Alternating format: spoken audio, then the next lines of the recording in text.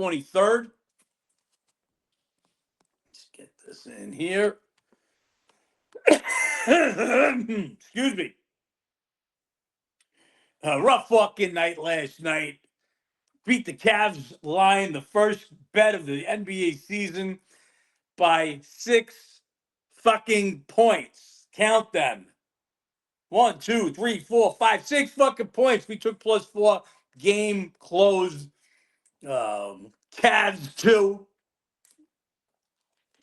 And we take an L.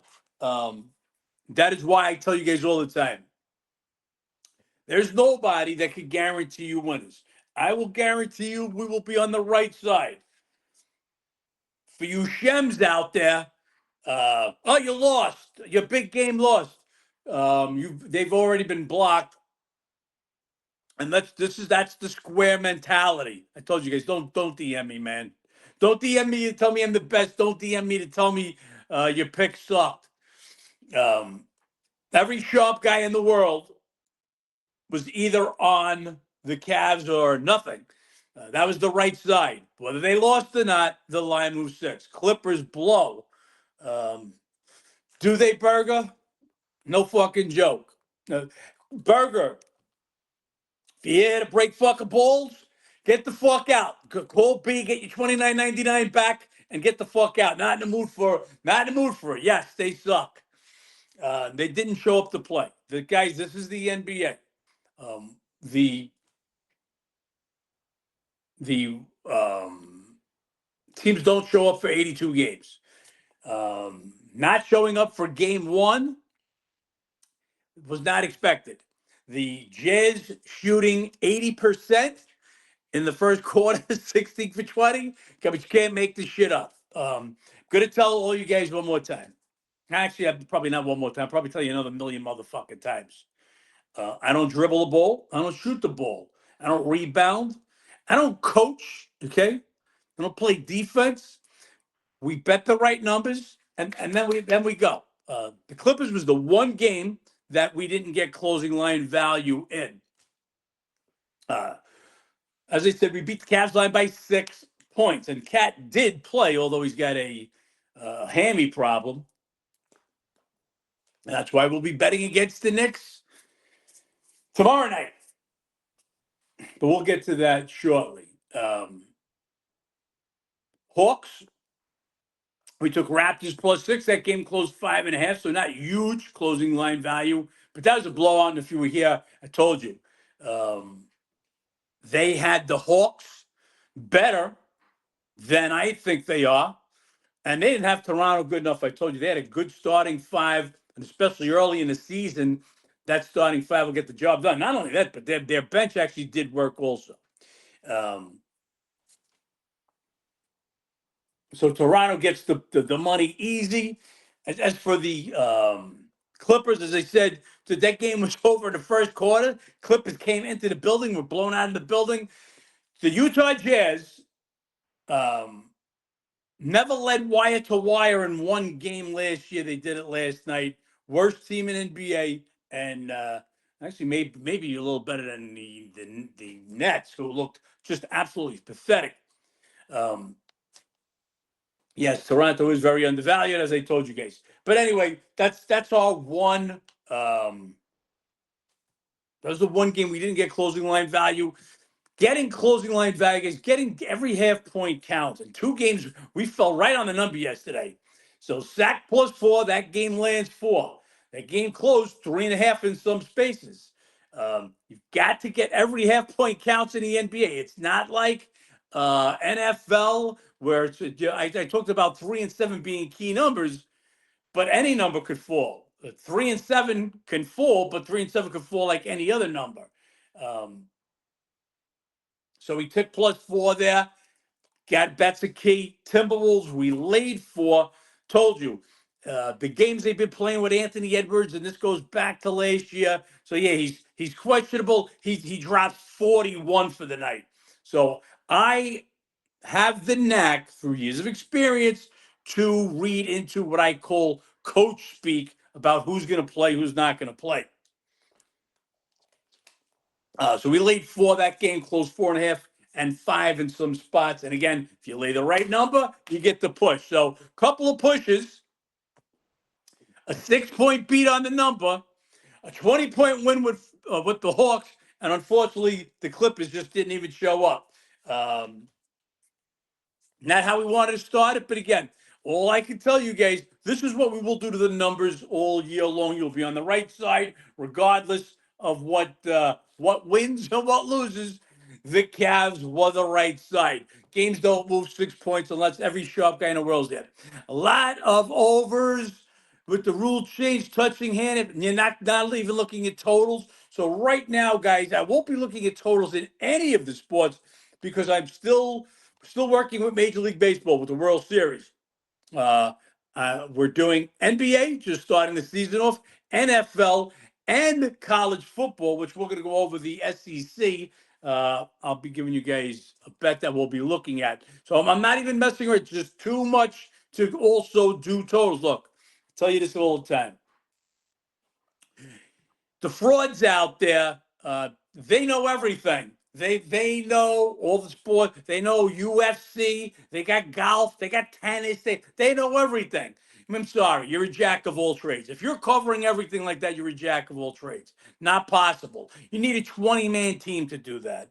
What I do, nobody on the fucking face of the earth can do. That's when you have an edge, and that's all we'll be looking at. So Ginger says Toronto look very solid, maybe very undervalued. They are, like I said. Lord J. Premier, long season ahead. It sure is. Earth to God. Yes, I saw that in the chat. You took Portland 4.5. Don't know why you would go against me, but you did. Don't want to be on Portland their next game. If you guys are fucking seeing the news today, Chauncey Billups pinched in this fucking gambling raid. This is going to be so widespread, and especially down the road. You get kids that are gambling already that are going to be NBA players one day or in college. When you put gambling at the fingertips, okay, which everybody has it on their phone as an app, and I don't have to if I want to go bet a game at the when I was a kid, if I wanted to bet a horse, okay, I had to get in my car, get to Aqueduct Racetrack, or go to OTB back in the day. That's off-track betting for you guys that don't know. Now, any 16-year-old kid could just use his phone and place a bet. This is going to be an epidemic, and you're going to see more and more people. Clace is ridiculous. Didn't know you picked Mini. Just thought you're alive this morning. Okay, Eric to God. Well, good hit for you.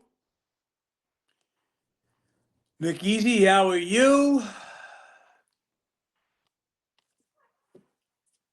So yeah, we'll see what Chauncey Billups has to say about his involvement. Anyway, again, this will be epidemic proportions. Let's get started. So last night, not the way we want to start, but just so you guys see, this is what we're going to do. We're going to beat the numbers. You want somebody that's going to win every single game? Yep. Go see who. Maybe Stu Feiner. Maybe Vegas Dave. Maybe that jerk off with the sunglasses. Okay, or maybe Bezos wins. I heard he's up 700 fucking units. This month. I don't know. It's up seven. I'm up 700 units. I'm having another good month. Get the fuck out of here, you old dick sucker. Anyway, let's start with NFL tonight. We're looking at Chargers, Vikings. 3 minus 20 is the consensus line.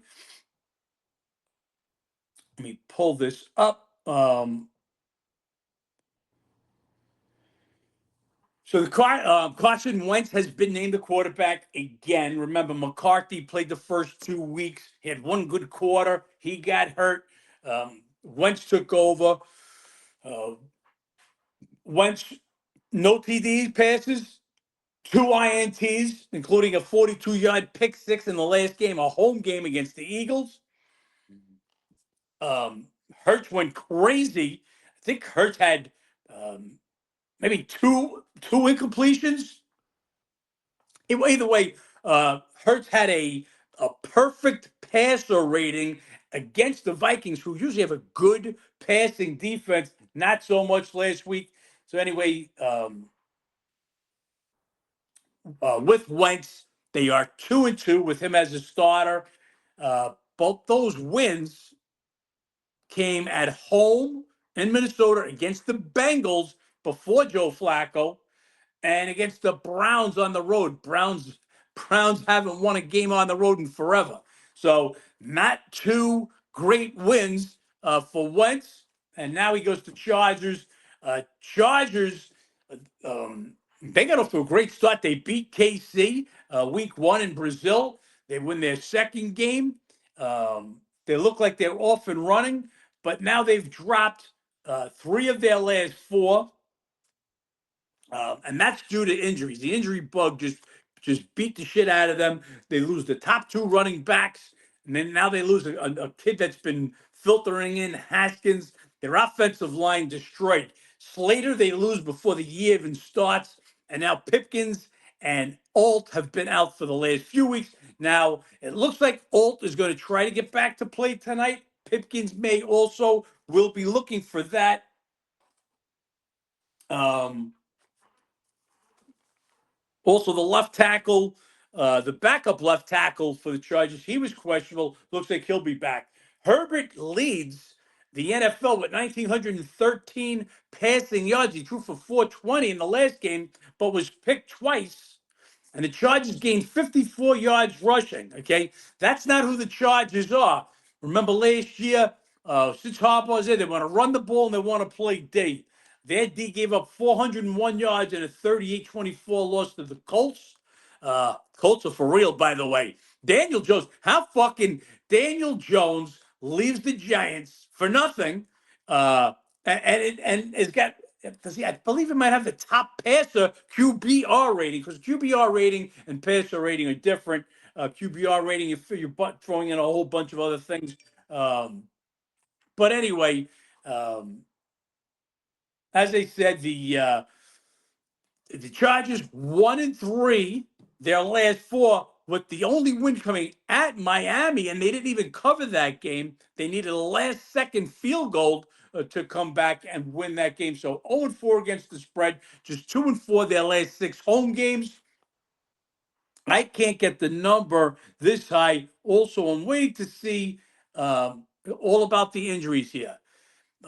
Aaron Jones has been designated to come back. He may be available for the Vikings, their running back.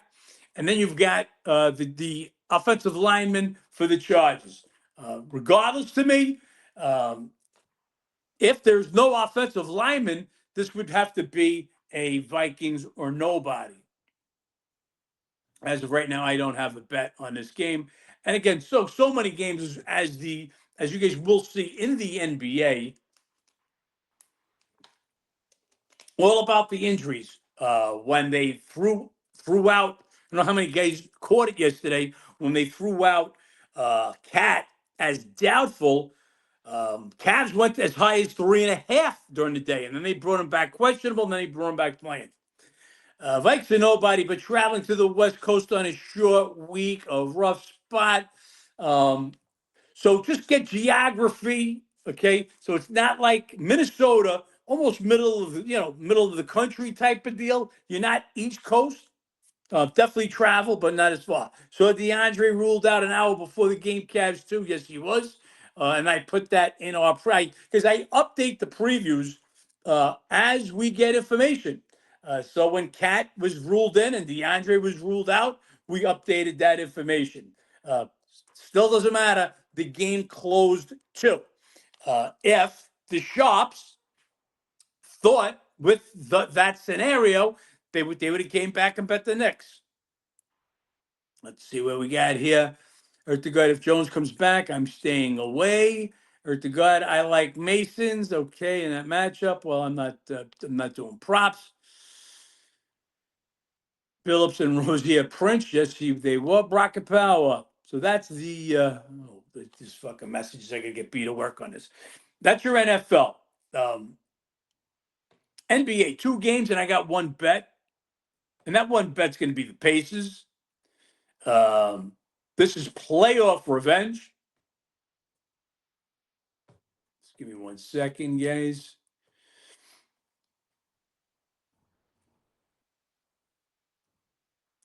We'll get to your colleges in a little bit. Playoff revenge.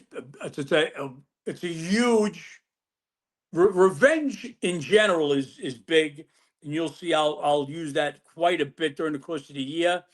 Uh, Again, as we said, we just one team. I want the team who's getting up on that particular night. We know the Clippers didn't get the fuck up the other night, last night.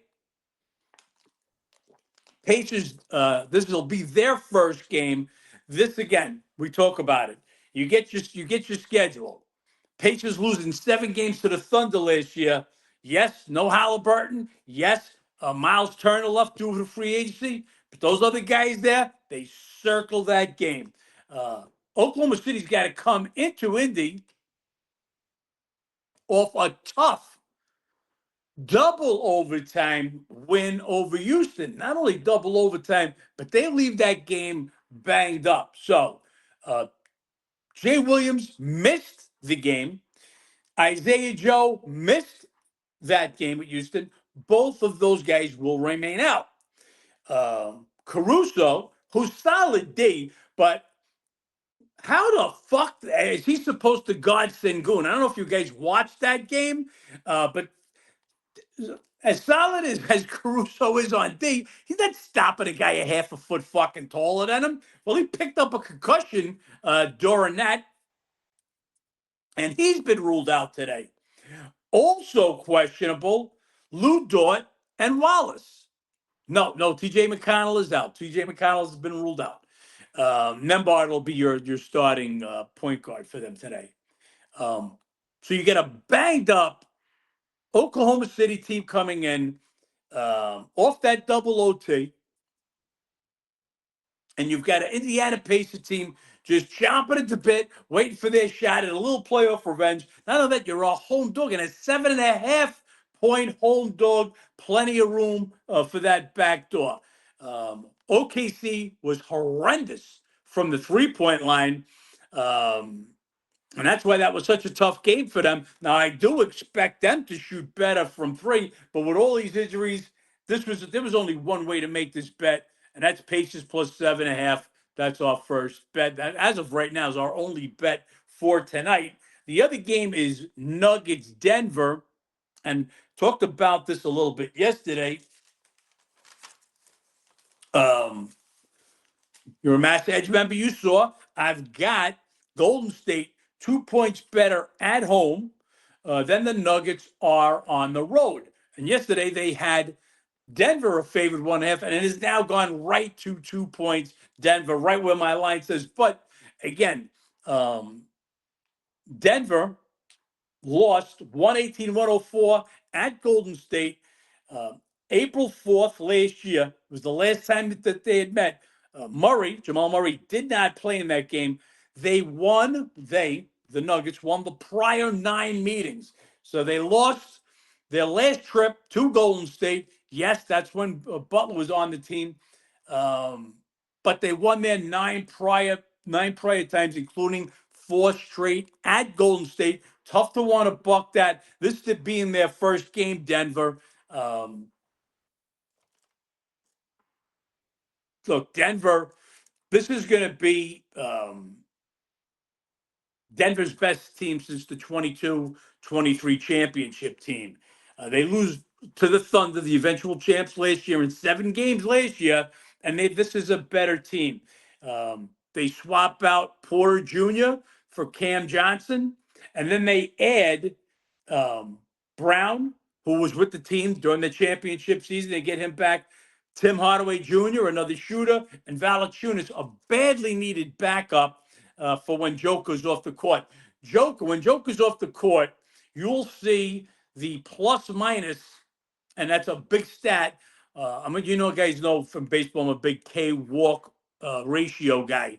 Well, in NBA, a big guy on a plus minus. Now, while a plus minus for any given day, you could play good, but the other guy's on the court not play. But over amount of time, that plus minus tells me a lot, and there's nobody. It tells me more about how much that player is valuable. And again, there's nobody worth more than the Joker, and you needed a guy like Valanciunas to look. He's not going to replace Joker, of course not, but he's going to make a bigger dent than DeAndre Jordan did last year. So you've got a deeper Denver team now to face the Warriors. Warriors looked great in the first game, going on the road to beat the Lakers by 10. But I told you, Warriors, better fucking road team last 2 years. Look at their records. They think they're about 4 or 5 games better on the road than they've been at home. So no bet for me in that one.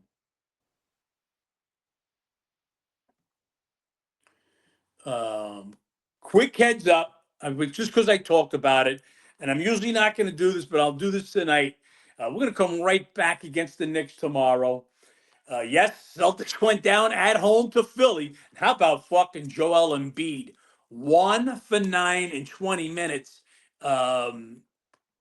So I brought their rating down because even with this kid Edgecombe, and this kid was phenomenal, and how about fucking Maxey? They went crazy last night. But if first of all, Joel Embiid is going to be limited. He's not going to play every day. And going by that first show, no matter how much better Edgecombe is than we thought he was, Embiid's a detriment at this point to Philadelphia. So their rating dropped, and the Celtics rating dropped big time by not being able to take care of business. But you guys saw Celtics went to a 5, even 5.5 on that line. So every sharp guy had the Celtics rated even higher, and they buried them there. My guess is they come right back with them. So the sharps bet in patterns. We have ratings, okay? So what last night told me, okay, was the sharps bet against the Knicks, as we did, because they didn't have the Knicks rating as high as everybody else did, meaning the line makers. They bet the Celtics because they had the Celtics higher than everybody else's, as I did. I had them higher. It stands to reason that they will be betting, again, the Celtics against the team that they bet against, the Knicks. They bet the Celtics, they bet against the Knicks. The two are going to play each other. The bet is going to be the Celtics. And that's not the only reason. This is also playoff revenge. Like we bet the Pacers tonight. Knicks beat the Celtics in 6 last year. Okay, so we get a little playoff revenge. Knicks coming off a huge W against the Cavs, who they feel they'll be battling in the Eastern Conference. So it's a big win for them. Celtics coming off a disappointing loss. They'll come because they had their eye on this game. They overlooked the Philadelphia team. More is Knicks are coming in banged up. They did a great job last night. Brown instituting this new offense where Brunson's not asked to carry the whole load. OG looked great. Oh, that's the real OG and newbie. And Bridges, they can both handle the ball. But Cat is playing with a grade 2 hamstring. Not hamstring.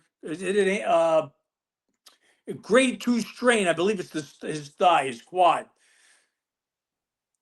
How does he wake up tonight? And does he go tomorrow night? Anyway, that it's a no-brainer. How did you look? This game may tick up to 7, but if they announce Cat questionable or doubtful, this game's going to drop immediately. So I'm jumping in at plus 6.5, and that's why I'm giving it to you guys. But you guys that are just live members, this will be the last time that I'll be giving you day ahead of time. Okay, again, as I say, the Mass Edge members pay $299 a month. You're paying $29.99. Again, you don't get the weekends. You don't get the games that we add during the course.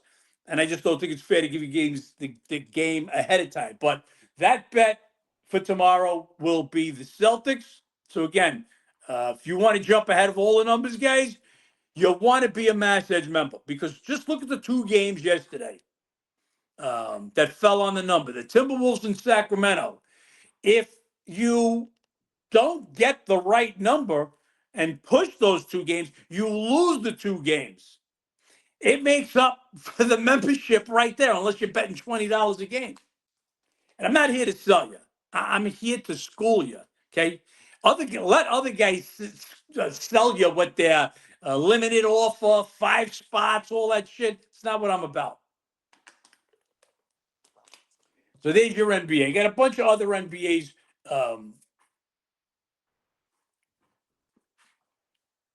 Which one did I want to talk about tomorrow? By the way, how about that fucking Wemby? Is that guy insane? Is he fucking insane? Unicorn. Wemby and Joey, you guys are witnessing two fucking people that this is storybook shit. It's about 7'10". Is that even fucking real? Is it like you create your own player in one of these video games? Yeah, you know, we'll go over stuff tomorrow. For tomorrow, I don't want to start jumping ahead with all the games. Again, I don't think that's right to the Mass Edge members. So, NFL tonight. If this game was to go to 3.5, it's Minnesota or nobody. We'll be waiting to see about the offensive lineman.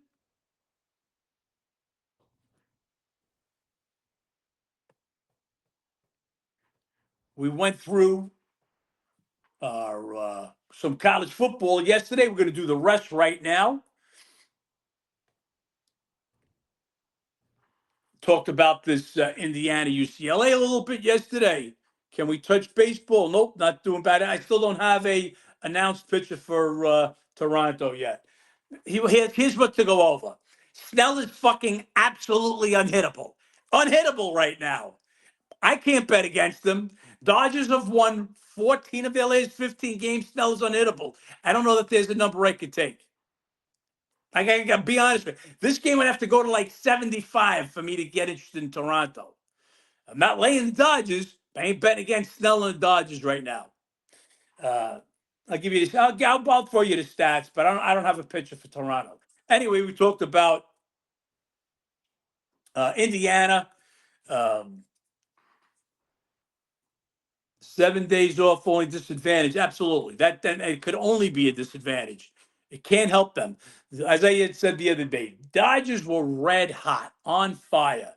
They wanted to play the World Series that next day. They didn't want to wait a fucking week. So that can only help Toronto. But again, I'm just looking at Snell's numbers, and he's you can't touch him right now. So Indiana, as I said, the only reason we didn't jump on UCLA yet, okay, because Nico was banged up in that game against Maryland. He did stay in the game. Will he play in a game that UCLA don't have a fucking shot to win? Could they stay within 3 touchdowns? Yeah, that can happen. One of the games moved.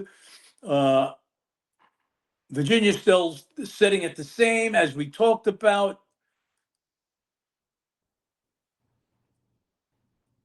Nebraska ticked back up to that 7.5. We were looking to get under 7. I don't believe we'll see that. If it was Nebraska less than 7, I'd like Nebraska in this spot.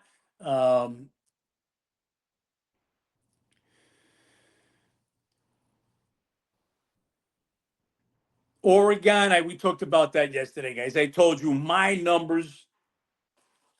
There's no way to make Oregon that big. Wisconsin sucks. Wisconsin been shut out back-to-back weeks at home. Iowa, and then last week Ohio State. And as good as Oregon is, as bad as Wisconsin is, the number still could not be there. My ratings have Oregon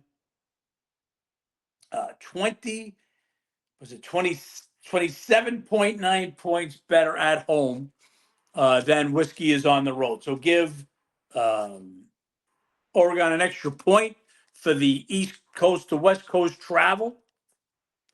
But there's no way to get the game up to 34.5. That was the opening number. If you guys look today, it's down to 31.5. They hit this yesterday. I'm sorry. I'll find other spots better, even though it was a 4-point move in my favor, the number, than to bet Wisconsin, a team that's been blanked their last 2 games at home. So again, it's the numbers and then it's the spot. Why do I want to get involved with Wisconsin in that game? And as you'll see, guys, just go across the board. They all look to my numbers. The Texas Tech game, talked about that yesterday. Told you, game opened up 38.5. And you look at the Massa Edge numbers, guys. I don't make this up for you guys that aren't full Massa Edge members. Texas Tech, I've got rated 45.0 at home. Oklahoma State rated 6.5 on the road. That's 38.5. That's what the game opened up. The difference, the line I told you would go down with if Morton didn't play. And what I say yesterday, no reason to play Morton, Texas Tech #1 quarterback, against a team that if I played quarterback for Texas Tech, we would beat Oklahoma State. So Morton will not play, and you can see that now. That game dropped down to 36 and some 35 and a halves. Actually, we're actually 36 and a half right now at DraftKings. But the numbers dropped down.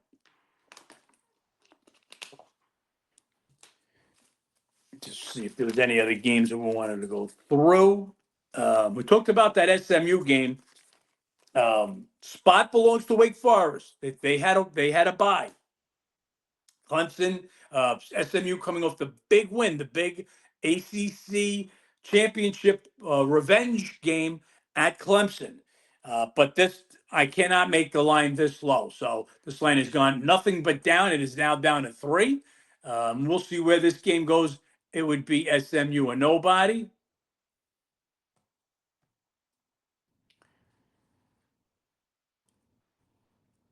And I'm going to go through the entire SEC with you guys in a sec, as we're just checking.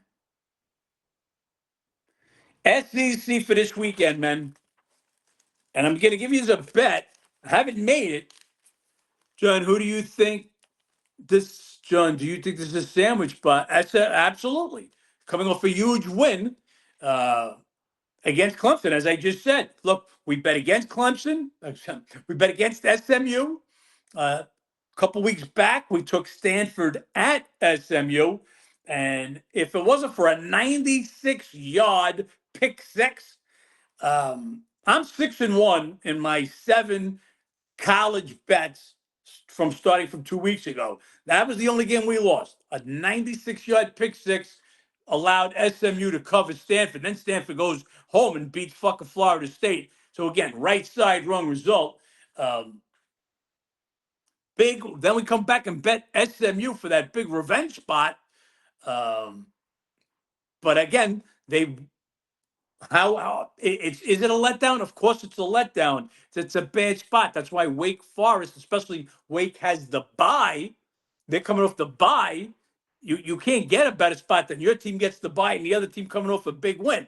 Letdown spot against a team that's ready to roll. Just the talent wise is just so much different. I can't see that line. I can't see the line being under 7. I can't see it, guys. Anyway, SEC.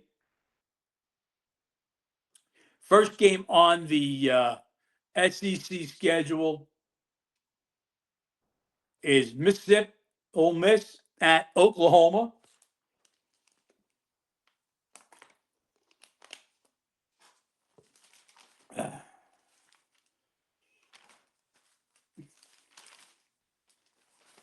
Oklahoma now with their quarterback back. Remember, he came back.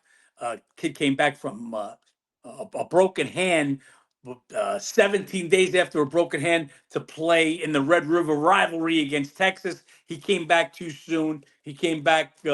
He followed that up with a good game against South Carolina. That was a great spot for Oklahoma, coming off a terrible loss, and South Carolina blasted Oklahoma last year, and they gave it back to them. So he's back in the mix now. My ratings on this game, though, I only have Oklahoma 2.9 points better than Ole Miss. But Ole Miss coming off that road loss at Georgia. So this is their second road game in a row. Even with that said, they beat Oklahoma last year. 26-14 at Ole Miss. So you got a little revenge from last year. You got Mississippi's going to be on the road for 2 straight weeks. So maybe I'm a little over the 3. Can't be up to 5.5 where this line is now. This game has gone from 4 straight up. We'll see how high it goes. But for me, it's Mississippi or nobody. But I would need a 7 on this game. Auburn, Arkansas.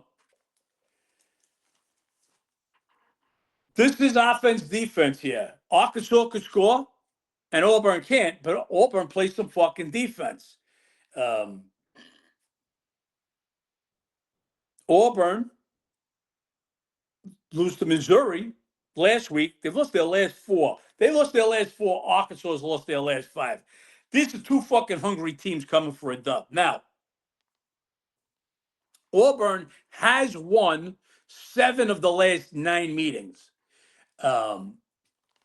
But just Arkansas has won 2 of 3 since the NIL. And that's what's the difference in these teams, because all of a sudden, now that you could pay players, teams will go to Arkansas or Vanderbilt or some of the schools that didn't get the top talent because they're paying them.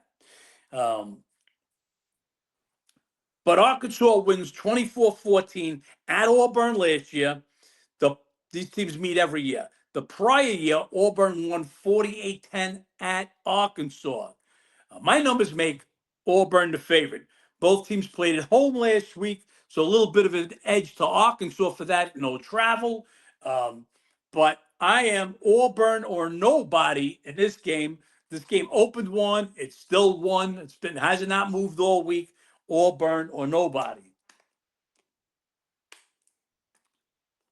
My best bet of the week. Texas A&M at LSU. If you've been listening to me, you've heard me say it a few times. There's no team that I give a bigger home advantage. In other words, their home is worth more than on the road. LSU have got 5.8 points better at home than they are on a road, and they'll catch A&M in a night game at LSU. I've got LSU rated better at home than A&M is on the road. A&M will be on the road for the 2nd straight week. They had a fucking rough fucking go of it last week at Arkansas. LSU has won the last 6 meetings at LSU. So this game opened up A&M 1.5. If you look right now, it's at least 2.5 everywhere. Some spots like Pinnacle have 2.5 minus 116.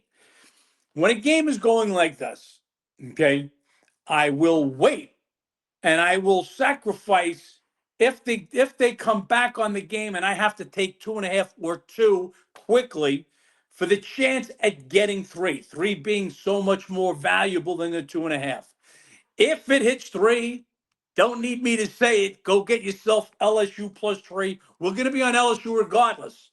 That's you. Everybody's getting that information at the same time right now. I will be on LSU this week.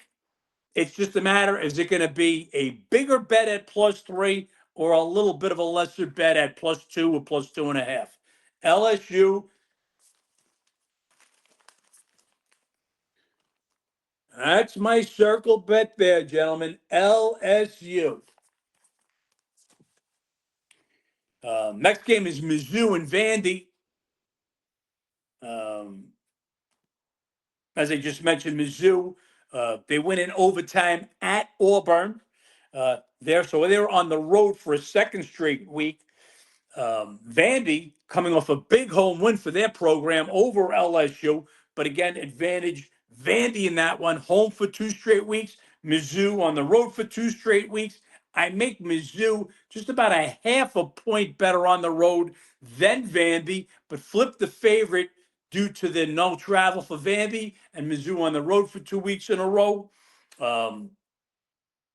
Mizzou wins 30-27 against Vanderbilt in Missouri last year in overtime. So a little bit of revenge. So again, you can make Vandy a short favorite.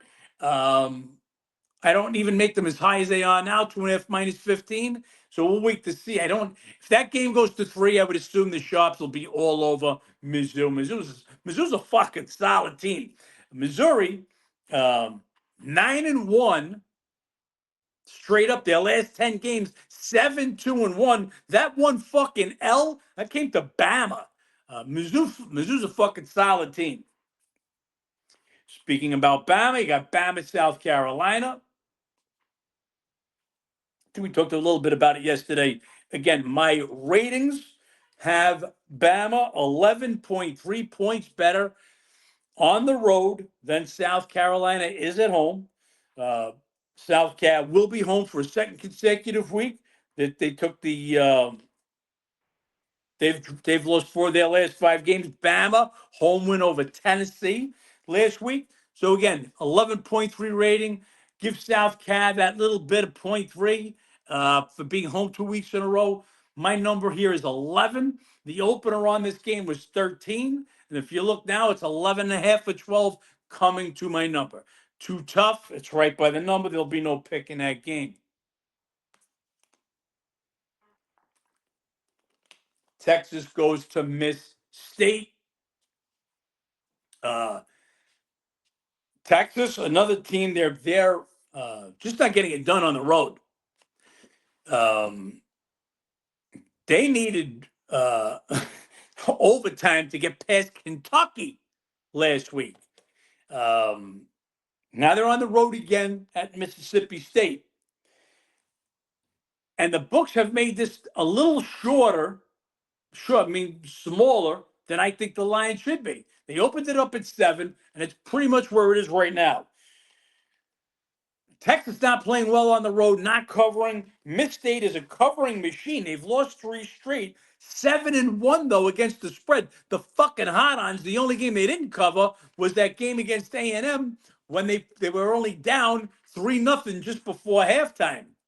That's I think that's our only other loss. But again, I make Texas higher than the 7, but I'm not jumping out to bet Texas in this spot. So, big lead to Auburn. Love LSU. We're definitely betting LSU.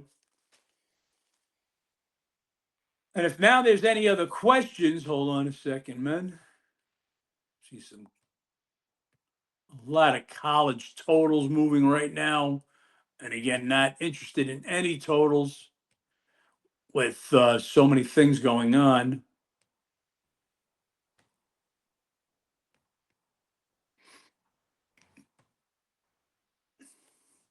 What do we get here? The God says, go Terps. Terps got the job done for us last week. We took 3.5. They actually had the lead in that game. Euclid comes back, takes the lead. We tie it up, 17-17. Euclid kicks a field goal to win it, 20-17. But when you're taking 3.5, that's a W.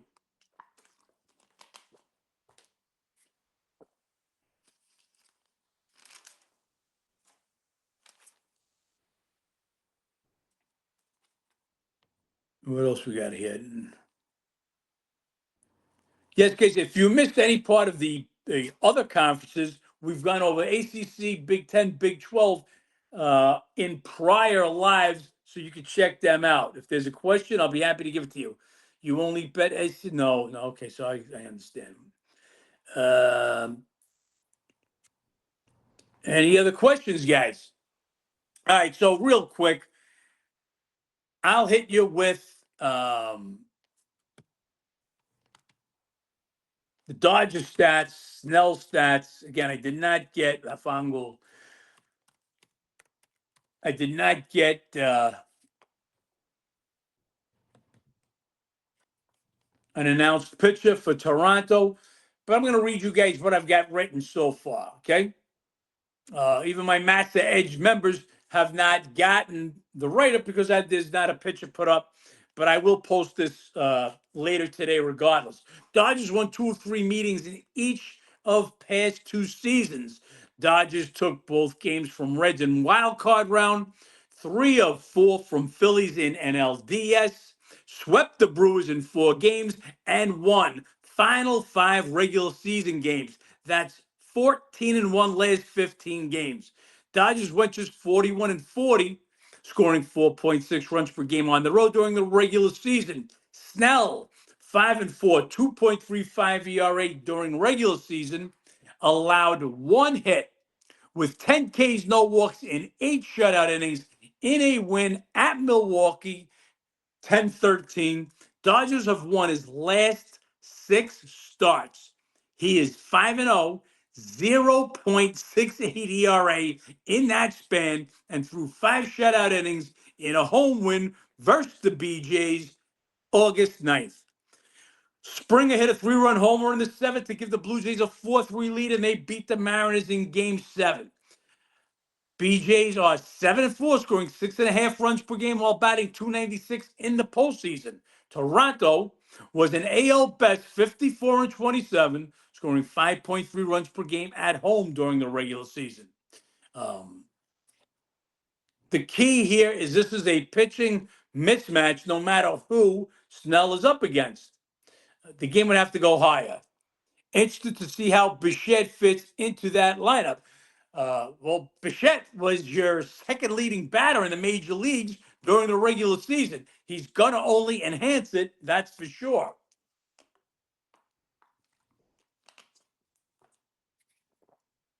How would your number change on this game? Guzman went Game 1 versus Yi Savage. Guzman is better than Yi Savage, so Guzman's going to be a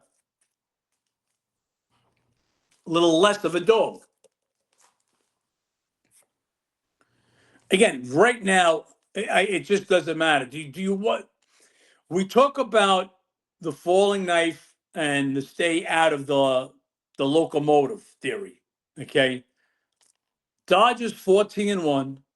Snell 0.68 ERA his last 6 starts, double-digit Ks, and I believe 3 of them. Just tough to bet against them. I don't need action on every game. There's going to be nights, and then not many now with the NBA, but there are nights within this last week that there's limited games, maybe 1 game, 1 football game. I don't feel it necessary that I've got to give you guys a game. I give you guys a game when I bet a game. So if I don't have a real feel for Toronto, I just pass it. Friday night, I've already got the Celtics bet for Friday night. I'm looking at another couple of NBA games. So if I didn't have the Celtics, I still wouldn't force a bet just to say, oh, I'm a handicapper. You know, you get guys out there say, oh, what kind of handicapper you are? You don't have a bet for the World Series? No, you fucking jerk-offs. That the line is so fucking solid. It's like the NFL, guys. The toughest lines is the NFL. Okay? Our first NBA bet. Okay, our first NBA bet, we beat the line by 6 points. Some of you newbies maybe don't even understand what that means. That's ridiculous. Okay, every half point that you see like a basketball game move, that's like worth 1.5, 2 points in an NFL game. But I'm just saying by comparison, that's how rigid, that's how solid the NFL lines are. Okay. So when you beat a game by 6 points in the NBA, a football, an NFL game would have to move 2 touchdowns. I can't even make it fucking make sense to you guys. That shows you have a lot of integrity, Jayana, my man. If I was a fucking scam decapper and I did fucking promos every day, like Bezo wins and the rest of these fucking schmucks, I'd have hundreds of thousands of followers. Everybody tells me, John, you don't understand. These kids don't want your knowledge. They want, give them parlays. They want me to treat you like suckers. That's every bit of information that I've received to grow this business. Not my business is betting, but to grow the Massa Edge business. You got to give them parlays. These kids are suckers. They want the get rich quick scheme. They don't want to hear an edge. And you will never see me do that. I will never. You bet parlays, you're a square. Uh, Unless you're betting fucking the same games that Porter's brother's betting. If you're betting those props and you get the inside info, then you're a sharp guy. This class, we are in school not picking numbers out of a hat. No, we do not pick numbers out of a hat. I've got to have an edge on. I got to feel I've got an edge on a game. 99 times out of 100, I've got that edge. They don't all win. You beat the number by 6 points. You guys know what CLV is, closing line value. That's all you could do. You had the right site at the right number. That's what I promise you. It's what I promise you I'll deliver all NBA season and whatever sport we bet in. You can see the ratings in the college football, NFL.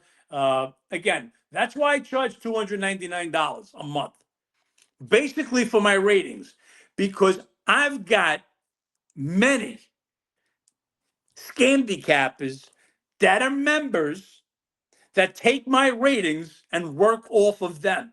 Okay. So I've got to charge them at least $299 to get those ratings. Believe me, I say it all the time. ESPN should be pulling up the Brinks truck and saying, John, how much do you want? Can we have access to your ratings? I'm a shop that bets parlays here and there. Okay, good for you. Anyway, guys, that's it. That's a wrap. One more day tomorrow, Friday. Again, you want to become a Massa Edge member. You get bets every day. This is a 5-day-a-week show. I give you as much information in this 1 hour or so as I possibly can. Let's root these paces in. Let's get this fucking NBA back on the right track. And I'll see you guys at noon tomorrow. Let's make some money.